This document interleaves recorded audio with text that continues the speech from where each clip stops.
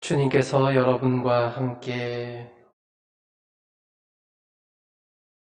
루카가 전한 거룩한 복음입니다. 그때 예수님께서는 가브리엘 천사를 갈릴레아 지방 나자렛이라는 고을로 보내시어 다윗 집안의 요셉이라는 사람과 약혼한 처녀를 찾아가게 하셨다. 그 처녀의 이름은 마리아였다.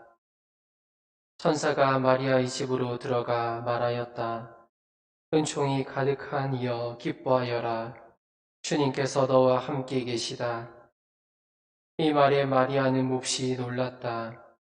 그리고 이 인사말이 무슨 뜻인가 하고 곰곰이 생각하였다. 천사가 다시 마리아에게 말하였다. 두려워하지 마라, 마리아야. 너는 하느님의 총애를 받았다. 보라, 이제 네가 잉태하여 아들을 낳을 터이니 그 이름을 예수라 하여라. 그분께서는 큰 인물이 되시고 지극히 높으신 분의 아드님이라 불리실 것이다. 주 하느님께서 그분의 조상 다윗의 왕좌를 그분께 주시어 그분께서 야곱 집안을 영원히 다스리시니니 그분의 나라는 끝이 없을 것이다.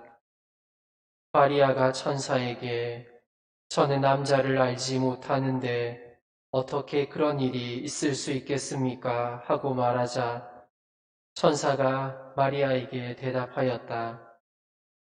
성령께서 너에게 내려오시고 지극히 높으신 분의 힘이 너를 덮을 것이다. 그러므로 태어나라기는 거룩하신 분, 하느님의 아드님이라고 불릴 것이다. 네 친척 엘리사벳을 보아라. 그 늙은 나이에도 아들을 잉태하였다. 아이를 못 낳는 여자라고 불리던 그가 임신한 지 6달이 되었다. 하느님께는 불가능한 일이 없다. 마리아가 말하였다. 보십시오, 저는 주님의 종입니다. 말씀하신 대로 저에게 이루어지기를 바랍니다. 그러자 천사는 마리아에게서 떠나갔다. 주님의 말씀입니다.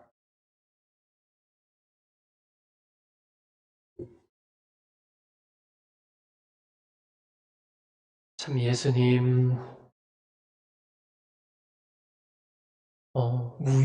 무염시태라고도 불렸던 마리아의 원죄 없는 잉태에 대한 교훈은 1854년 12월 8일 교황 비오 9세의 회칙 평언할 수 없는 하느님에 의해서 선포되었습니다.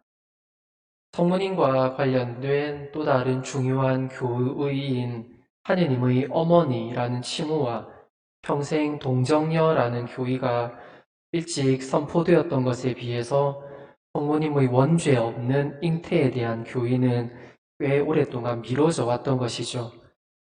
성모님의 다른 교의들도 그렇지만 원죄 없는 잉태도 성모 마리아가 그리스도와 밀접하게 연관되어 있음을 설명해 주는 교의입니다. 성모 마리아의 다른 축일들과 마찬가지로 이 축일도 하느님의 구원 사업을 기념하는 의미에서 바라보아야 합니다. 왜냐하면 성모님의 원죄 없는 잉태 사건은 그리스도의 강생에 필요한 준비로서 이루어졌기 때문입니다.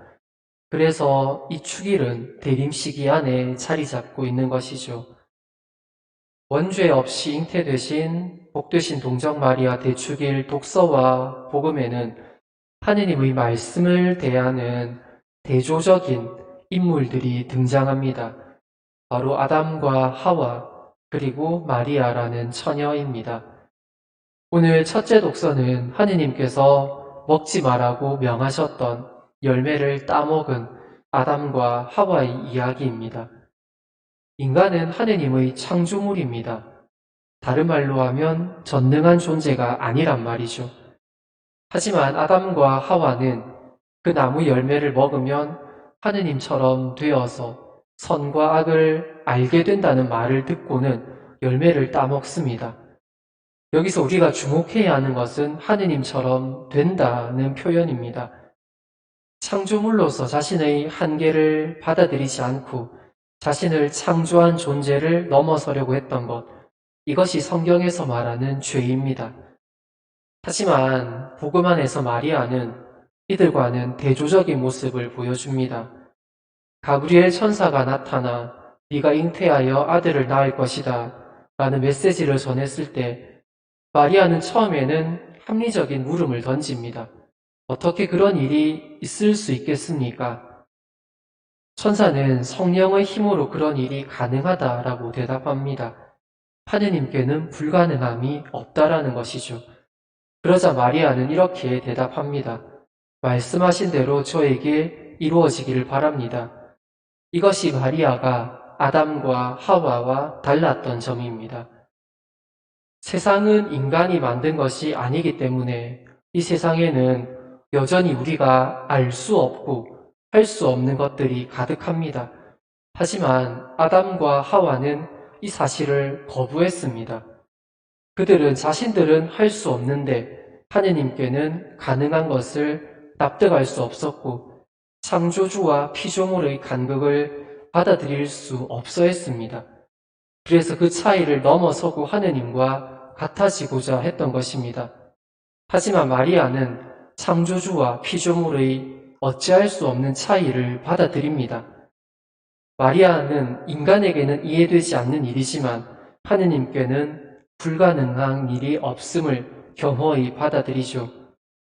이처럼 마리아의 원죄 없는 잉태도 우리는 이해할 수 없는 성모님에 대한 하느님의 특별한 은총입니다. 원죄가 하느님의 자리에까지 오르려고 했던 인간의 내적 욕망을 뜻한다면 성모님의 원죄 없음은 인간의 근본 한계에 대한 겸허한 인정과 하느님의 능력에 대한 깊은 신뢰와 연결되는 것입니다. 원죄 없이 잉태되신 복되신 동정 마리아 대축일을 지내면서 우리의 입에서도 이러한 겸허한 고백이 나와야 할 것입니다.